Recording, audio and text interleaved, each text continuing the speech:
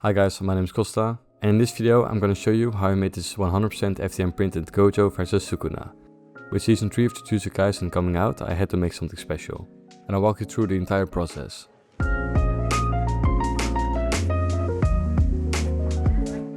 Alright, first things first, clean up. I don't fully sand everything, I mostly do spot checking. So only the parts that actually need it, like overhangs, rough top layers and stuff like that.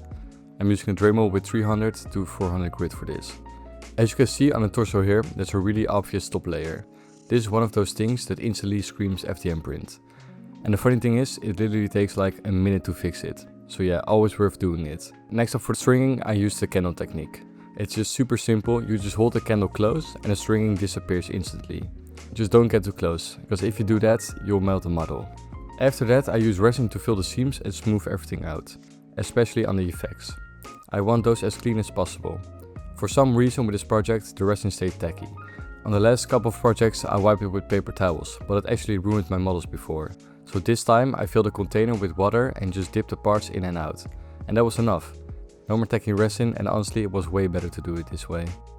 Once everything is clean, I spray a motive spray putty over all the parts, every single one.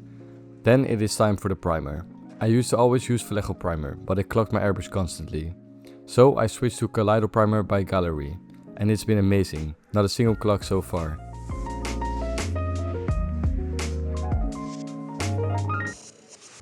Also a quick side note, I got some questions about my airbrushes.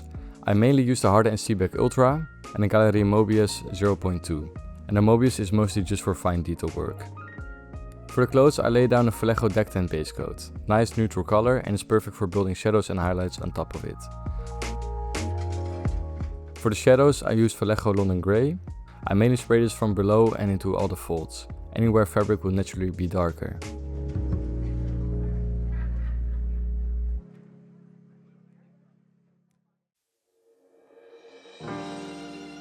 Then I take a very thin down Vallejo White and spray it from above to catch the highlights. You don't want it strong, just enough to guide the light.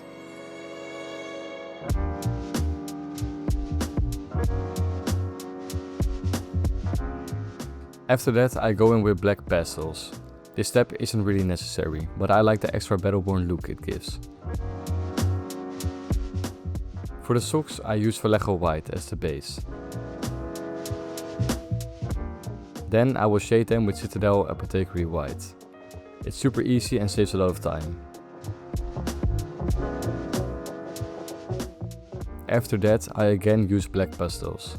Same reason as before. For the sandals, I keep it simple, just Vallejo black.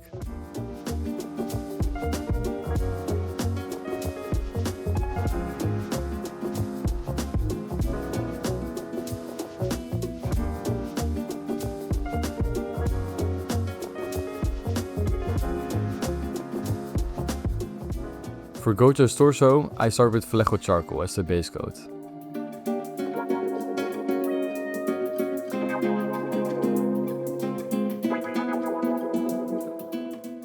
Then I highlight with Luftwaffe uniform.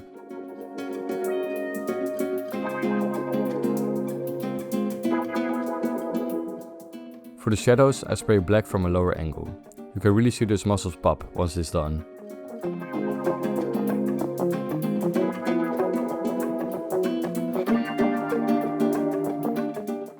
Then I grab a brush and use Vallejo Bloody Red to paint all the torn and damaged areas. This instantly sells the fight. Alright, now my favorite part, the skin tones. This time I wanted to try a slightly simpler method, with some new colors. I start with Rosy Flash as the base coat.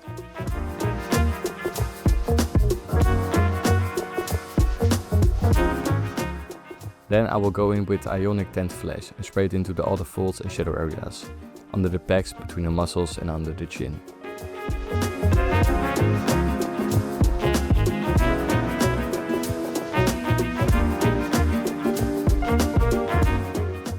Looking back, I probably swapped this step with Light Flash next time. I had to use a lot of Light Flash to calm down the pink from the Rosy Flash, which made the Tint Flash a bit less visible than I wanted. So after that, I actually go back in with Tint Flash again, to bring those results back I was aiming for.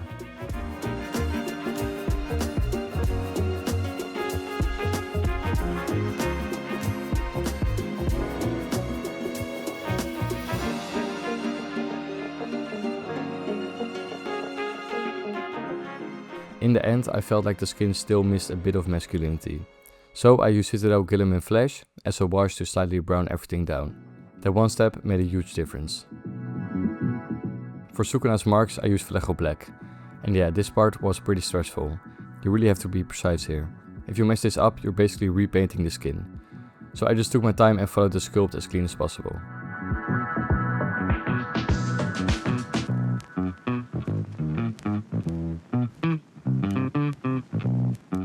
For all the blood effects I use Vallejo Bloody Red.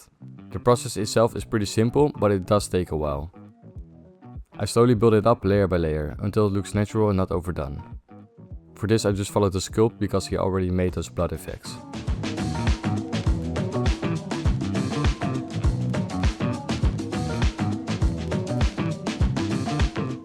Now onto the base. I start with Vallejo Charcoal as the base coat. After that, almost everything is dry brushing. First I will use London Grey pretty much everywhere.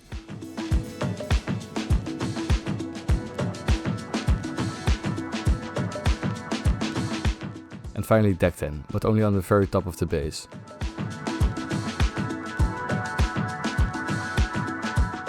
Then I will use Citadel Skeleton Horde to add some colors and give it a dirty worn look.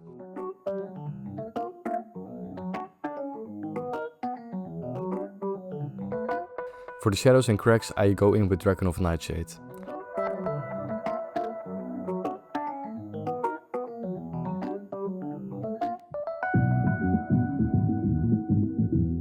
I originally wanted to use off-white for the road stripes, but I wasn't happy with that at all. So I switched back to my trusted Deck 10, and yeah, way better.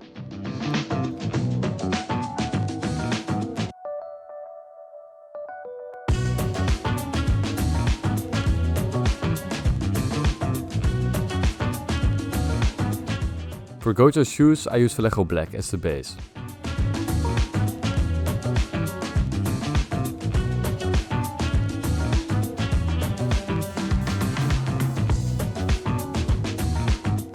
The soles are Stonewall Grey, and for the highlights I use Luftwaffe Uniform.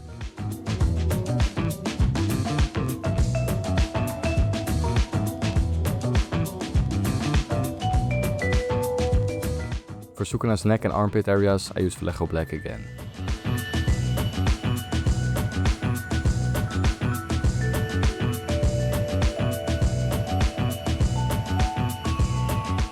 I also use that same black for Sukuna's facial marks.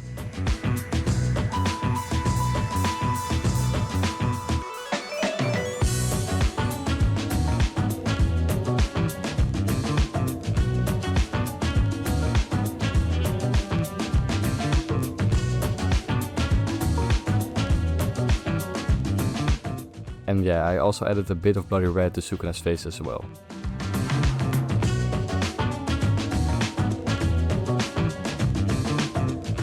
For the smoke effects, I use the old grey primer color as the base.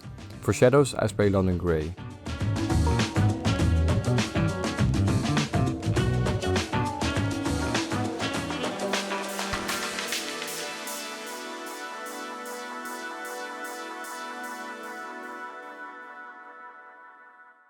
Then I will use Skeleton Horde again to make it look dirty and more organic. Basically the same idea as the base.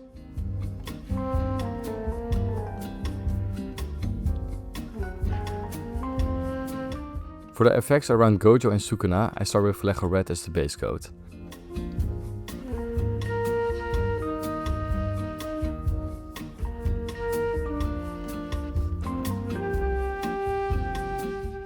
I felt like it wasn't bright enough, so I switched to Vallejo Dark Vermilion.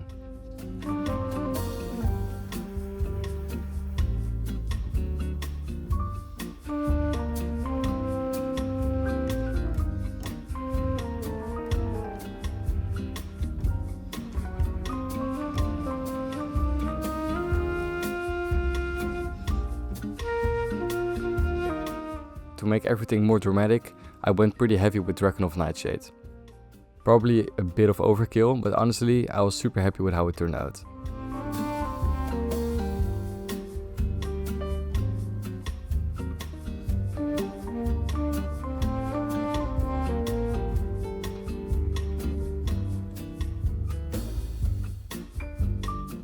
For the hair I use masking putty to protect the faces.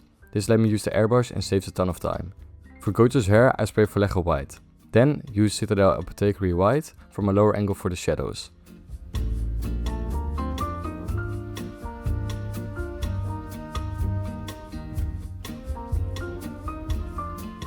For Sukuna's hair I start with Vallejo black.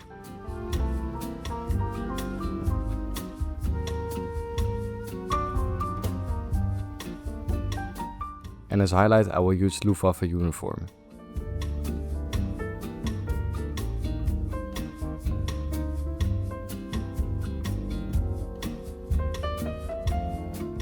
Then comes the scary part, removing the masking putty and hoping everything is clean.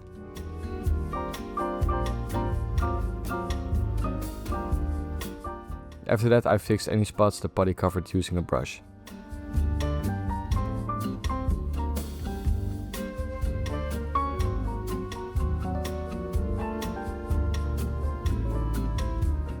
For the eye outlines I use Vallejo black. Quick tip here, try painting slightly into the eye area instead of outward. If you mess up it will be inside of the eye, and you're gonna cover that with white anyway.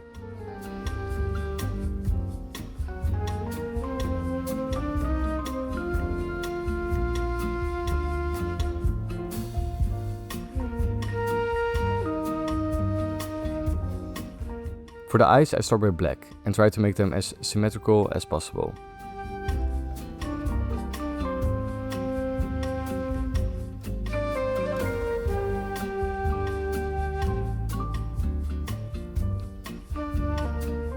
For Gojo's eye color I use Andrea blue.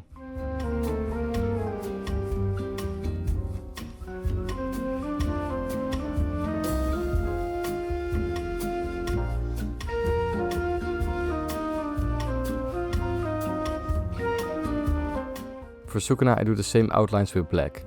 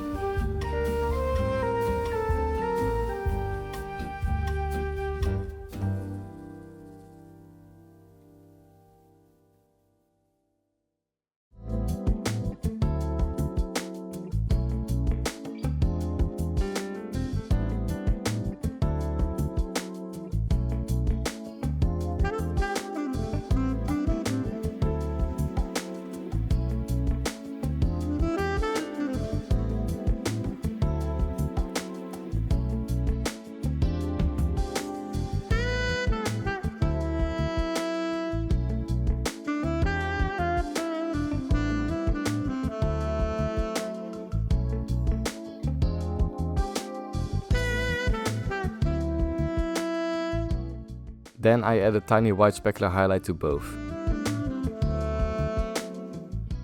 This part will take a while, but it adds so much depth. I apply gloss varnish to the eyes and to all the blood effects.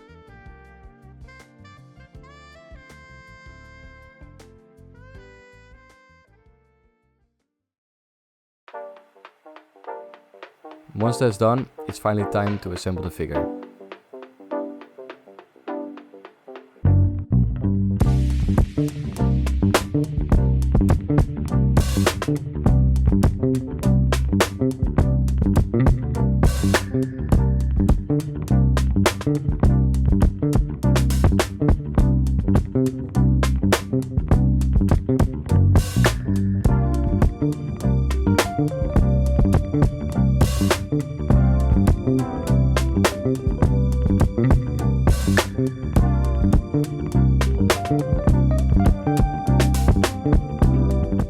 And here they are. The strongest sorcerer of today versus the strongest sorcerer in history. Honestly, seeing everything come together like this never gets old. I just want to say a huge thank you to all of you for the support I've gotten over the last month.